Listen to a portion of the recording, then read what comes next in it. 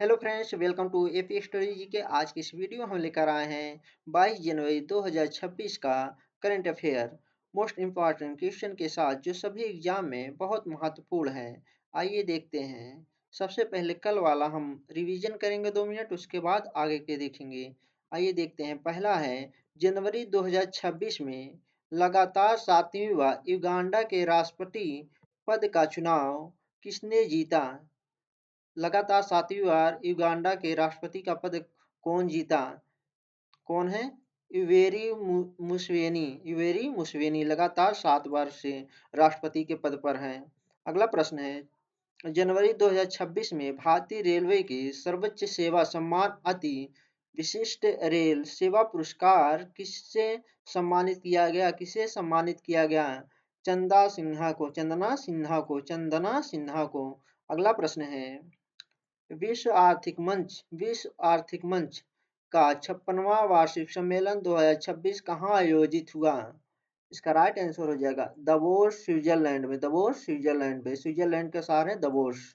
अगला प्रश्न है, जनवरी 2026 में भारत, श्रीलंका और मालदीव के बीच 17वां त्रिपक्षीय अभ्यास दोस्ती कहाँ आयोजित हुआ? मालदीव के शहर में माले में। अगला प्रश्न है, जनवरी 2026 में केंद्रीय मंत्री डॉक्टर जितेंद्र सिंह ने भारत की पहली ओपन सी समुद्री मछली पालन परियोजना का शुभारंभ कहाँ किया? इसका राइट आंसर हो जाएगा अंडमान सागर में। अगला प्रश्न है, जनवरी 2026 में वैज्ञानिकों ने 300 से 400 वर्ष पुराना विशाल ब्लैक कोलर कहाँ खोजा? न्यूजीलैंड में। अगला प्रश्न है, 17 जनवरी 2026 को दुनिया का पहला कानूनी रूप से बाध्यकारी समझौता हाई सी ट्रीटी लागू हुआ। यह किसके संरक्षण से संबंधित है? राष्ट्रीय अधिकार क्षेत्र से परे समुद्री क्षेत्र से संबंधित है। अगला प्रश्न है, जनवरी 2026 में किस भारतीय मुक्केबाज को एशियाई मुक्केबाजी परिषद के सदस्य के रूप में नियुक्त किया गया? इसका राइट आंसर विजेंद्र सिंह को। अगला प्रश्न है, जनवरी 2026 में भारत और जापान के बीच संयुक्त प्रतिक्रिया अभ्यास किस जहाज पर आयोजित हुआ? आईसीजीएस समुद्री प्रहरी आयोजन स्थल मुंबई में हुआ। अगला प्रश्न है, यूरोपीय संघ ईयू ने दुनिया का सबसे बड़ा व्यापारिक ब्लॉक बनाने के लिए किस व्यापारिक समूह के लिए समझौता किया? इसका राइट आंसर हो जाएगा मार्कोसुर के लिए। अगला प्रश्न है, जनवरी 2026 में केंद्रीय गृह मंत्री अमित शाह ने भारत की पहली राज्य वित्तपोषी बायोसेफ्टी लेवल 4 प्रयोगशाला की आधारशिला कहाँ रखी? इसका राइट आंसर हो जाएगा गांधीनगर, गुजरात में। अगला प्रश्न है, जनवरी 2026 में स्पुत गुस्टोर त्योहार किस राज्य केंद्र शासित प्रदेश में मनाया गया? इसका राइट आंसर हो जाएगा लद्दाख में। कहाँ पे? लद्दाख में मनाया गया। पहला प्रश्न है आज का, विजय हजारे ट्रॉफी 2025-26 का खिताब किसने जीता? विजय हजारे ट्रॉफी 2025-26 का खिताब किसने जीता? इसका राइट आंसर हो जाएगा सी, विदर्भ। किसने जीता? विदर्भ है। अगला विदर्भ क्रिकेट टीम ने सौराष्ट्र को 38 रन से हराकर पहली बार विजय हजारे ट्रॉफी जीती है। फाइनल मुकाबला बेंगलुरु के बीसीसीआई सेंटर ऑफ एक्सीलेंस में 50 ओवर के लिस्ट ए फॉर्मेट में हुआ। इसका संस्करण था 33वां संस्करण। अगला प्रश्न है, इंडियन इंडियन सुपर लीग 2024-25 विजेता मोहन बागान सुपर जायंट उप विजेता Bengaluru FC, ICC champion 2025 Bharat था, उपविजेता न्यूजीलैंड था। 6वां एशियाई महिला कबड्डी खिताब 2025, भारत विजेता, भारत उपविजेता ईरान था। अगला है विश्व जूनियर शतरंज चैंपियंस 2025, परमर वेंकटेश उपविजेता, मैटिक लेवेरिसिंग, स्लोवेनिया। अगला है चिली ओपन 2025 युगल किताब, ऋत्विक चौधरी बोलपिल्ली, भारत, और निकोलस वेरियन, कोलंबिया के। अगला है बेंगलुरु ओपन 2025 का टेनिस टूर्नामेंट पुरुष युगल किताब किसने जीता? अनिरुद्ध चंद्रशेखर और रेहो ने। किसने जीता? अनिरुद्ध चंद्रशेखर और रेहो ने। अगला है रणजी ट्रॉफी 2024-25 का खिताब किसने जीता? विदर्भ। तीसरी एसएवीए महिला चैंपियनशिप 2025 खिताब किसने जीता? भारत। अगला है विजय हजारे ट्रॉफी 2024-25 का खिताब किसने जीता था? कर्नाटक। अगला है टाटा स्टील मास्टर्स 2025 का शतरंज खिताब किसने जीता? आर प्रज्ञानंद ने। अगला है 33वीं संतोष ट्रॉफी का खिताब किसने जीता? पश्चिम बंगाल ने। अगला प्रश्न है प्रश्न number 2, Republic responsible nation index 2026 में भारत को 154 देशों में से कौन सा स्थान मिला? इसका राइट आंसर हो जाएगा 16वां स्थान। यह विविध देशों का मूल्यांकन करने वाला भारत का पहला विश्व स्तरीय सूचकांक है। भारत को रिस्पॉन्सिबल नेशन इंडेक्स में 154 देशों में से 16वां स्थान मिला है।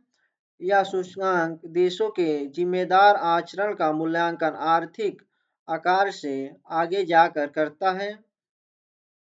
आरएनआई 3 मुख्य आयामों पर आधारित है: आंतरिक उत्तरदायित्व, नागरिक गरिमा, न्याय और कल्याण को मापता है। इंडेक्स में टॉप 3 देश: number 1 Singapore, number 2 Switzerland, number 3 Denmark. सबसे आखिरी स्थान मध्य अफ्रीकी गणराज्य 154वां जारीकर्ता। World intellectual foundation. अगला प्रश्न है जनवरी 2026 में किस राज्य ने अपने गठन के लगभग 25 वर्षों बाद पंचायत अनुसूचित क्षेत्रों तक विस्तार अधिनियम पेशा लागू किया? इसका राइट आंसर हो जाएगा बी, झारखंड। नए पेशा नियम झारखंड के 24 में से 13 जिलों में पूरी तरह लागू किए गए, जिनमें से रांची, खूंटी, गुमला, सिमडेगा, पश्चिमी और पूर्वी सिंहभूम, दुमका और पाकुड़ शामिल हैं। पेशा अधिनियम क्या है? पेशा अधिनियम 1996 भारत का एक महत्वपूर्ण कानून है जो आदिवासी समुदाय को शासन और अधिकार देता है। यह अधिनियम विशेष रूप से संविधान के अनुच्छेद 244(1) के तहत आने वाले पश्चिमी अनुसूची के क्षेत्र में लागू होता है। अगला प्रश्न है किस राज्य सरकार ने महिलाओं के सशक्तिकरण और प्रारंभिक बाल शिक्षा को बढ़ावा देने के लिए आमे पढ़िबा आमा भाषारे योजना की शुरू की है? इसका राइट आंसर हो जाएगा अभी उड़ीसा ने। उड़ीसा सरकार ने आमे पढ़िबा आमा भाषारे नामक 5 वर्षीय योजना शुरू की है, जिसका उद्देश्य महिलाओं का सशक्तिकरण और 3 से 6 वर्ष के बच्चों को मातृभाषा में शिक्षा देना। यह योजना राष्ट्रीय शिक्षा नीति 2020 के अनुरूप है। अगला प्रश्न है किस संगीतकार को 11वें अजंता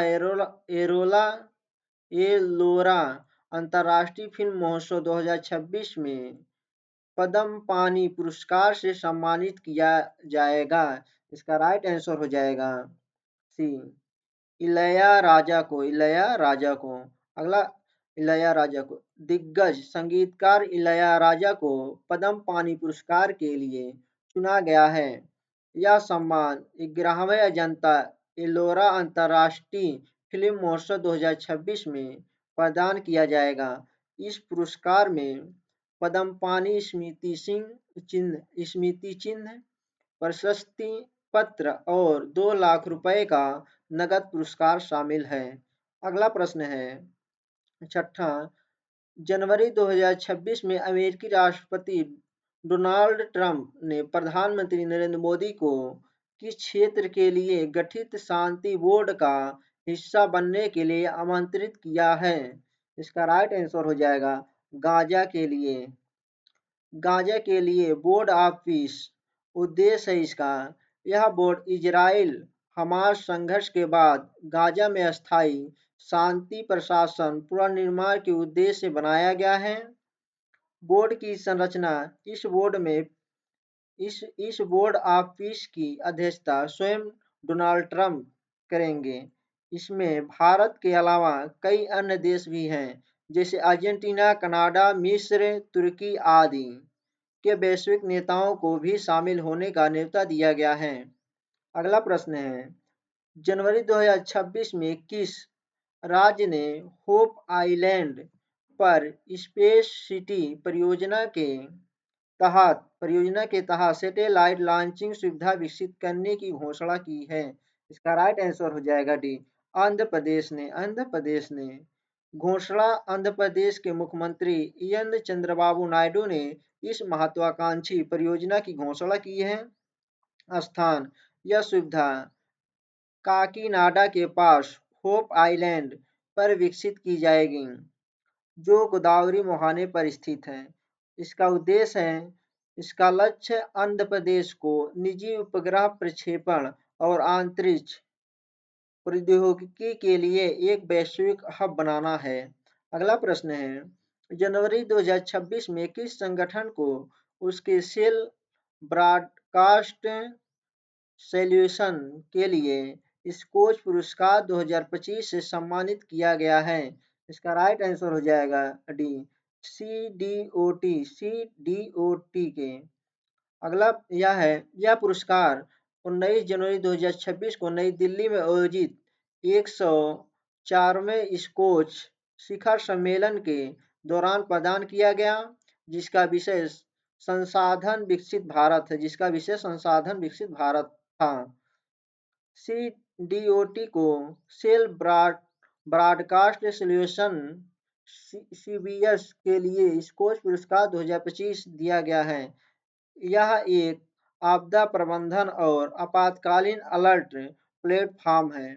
अगला प्रश्न है, जनवरी 2026 में प्रधानमंत्री नरेंद्र मोदी ने असम के काजीरंगा राष्ट्रीय उद्यान में कितनी लंबाई वाली काजीरंगा एलिवेटेड कॉरिडोर परियोजना की आधारशिला रखी है? इसका राइट आंसर हो जाएगा बी, 34.5 किलोमीटर का काजीरंगा एलिवेटेड कॉरिडोर 34.5 किलोमीटर लंबी ऊंची सड़क है, जो राष्ट्रीय राजमार्ग 715 यानी S715 के चौड़ीकरण का हिस्सा है। यह राजमार्ग काजीरंगा राष्ट्रीय उद्यान की दक्षिण सीमा के साथ-साथ गुजरात और इसे कार्बी अंगलोंग पहाड़ियों से अलग करता है।